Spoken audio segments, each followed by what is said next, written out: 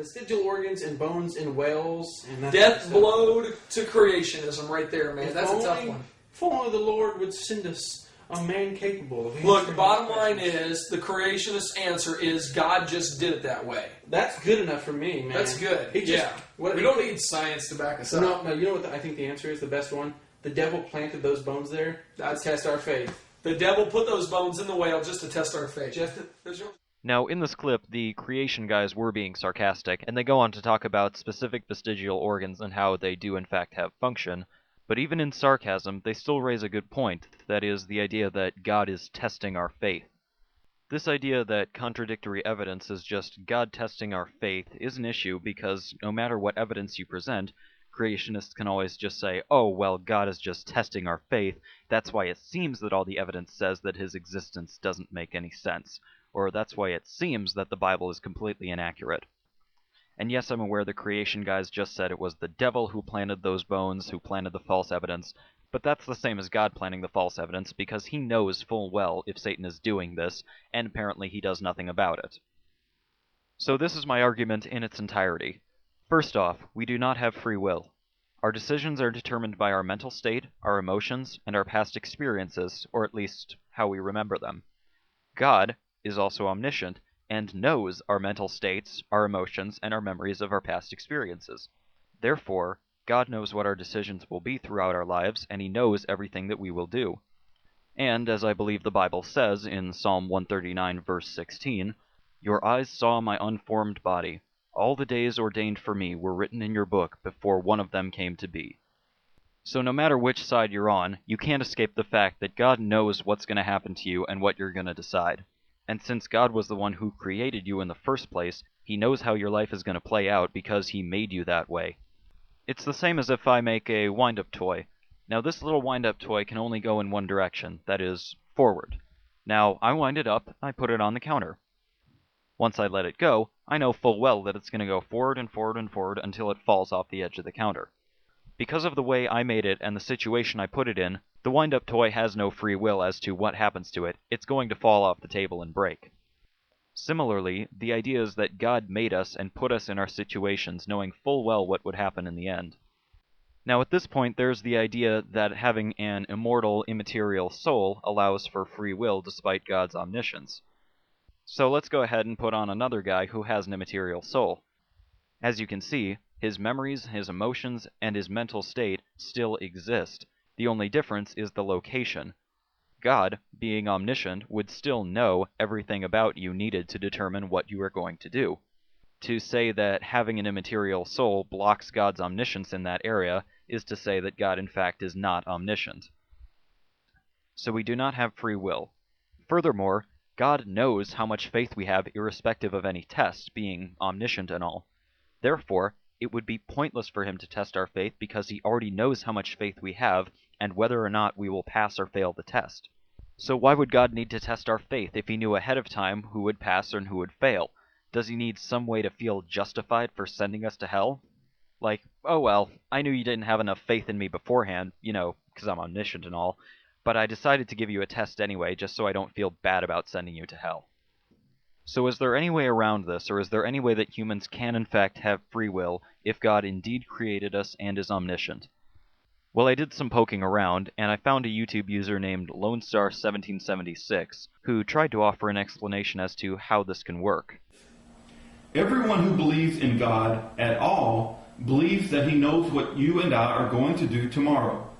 But if he knows what I am going to do and so, how can I be free to do otherwise?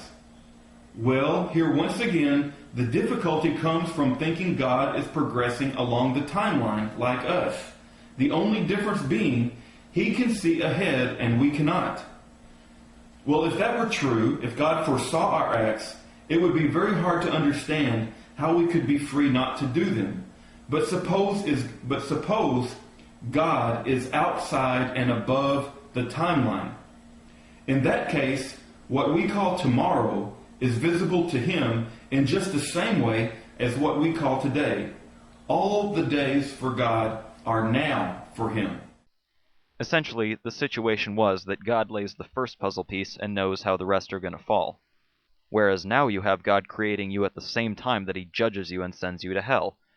Now instead of God laying down the first circumstance and letting your existence take its course, now he's directly laying down everything that happens to you all at once, and he is directly sending you to hell as he creates you.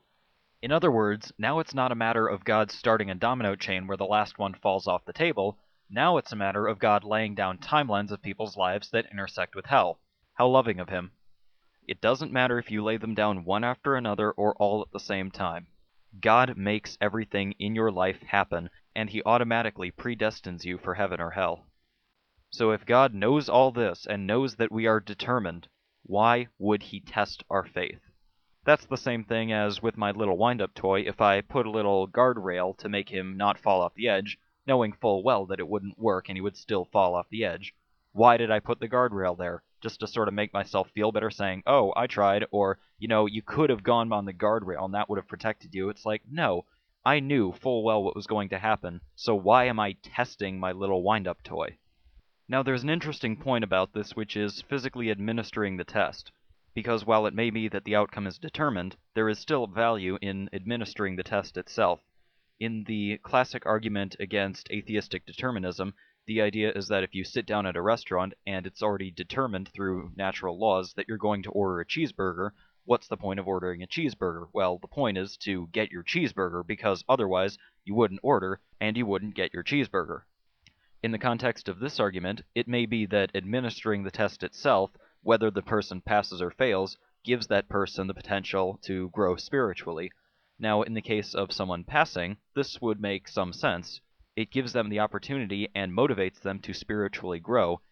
Even though this may be deterministic, you still have to physically administer the test for it to happen. However, if a person fails the test and goes to hell, then there's no point to any spiritual growth that may have happened. So there is no point in physically administering the test. So why, if God knows specific people and that many of these specific people will fail the test, does God administer the test? Essentially, the stumbling block of this whole idea that God is testing our faith is that he's omniscient and knows what the result of the test will be. If it weren't for the fact that this basic idea of God basically kills itself, this point would actually make some sense. But in the interest of fairness and giving this idea the best chance it could have, I went back to YouTube in the middle of making this video in order to try and find anything else that could be said for the idea that God is testing our faith. I found a video by Cody00777 called Why Jesus Tests You that tries to explain why Jesus or God will test your faith. They would find stray dogs and take them to a dog pound or a dog kennel, something like this. And they kept the dogs there and they fed them and gave them water and made sure that they were healthy and alive. Then they tested the dog. They brung in the dog into this little room, and then they brung in a bowl of food. And they had this fake hand. And what they did was they gave the dog the bowl, and the dog started eating, and then they put the fake hand next to the dog's face to see if the dog would bite or not. Now, the dog I saw bit the hand every time. And the people were distressed and kind of sad because this dog will not be able to go into somebody's home because it cannot be trusted. So they had to put the dog to sleep. Now, I feel this is why Jesus will test people, especially his own people. Because why would he want someone you can't trust in the kingdom of heaven, his home, where he lives? Why would he want somebody he can't trust in his home? Of course, in light of what I've already said in this video, my response would be that God shouldn't have made people who would screw up heaven for him when they got there. Also, the fact that he's omniscient pretty much negates the need to test at all because he knows ahead of time whether or not they're going to screw it up. Dinosaur fossils? God put those here to test our faith.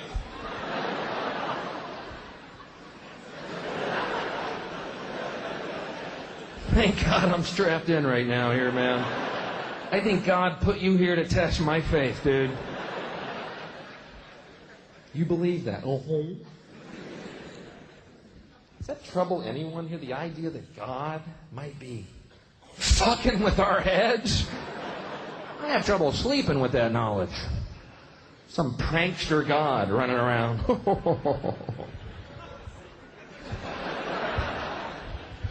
We will see who believes in me now. I am God. I am a prankster. I am killing me. You know, you die and go to St. Peter. Did you believe in dinosaurs? Well, yeah, there's fossils everywhere. Ah! You fucking idiot. Flying lizards, you're a moron. God was fucking with you. It seems so plausible. Ah! Enjoy the lake of fire, fucker.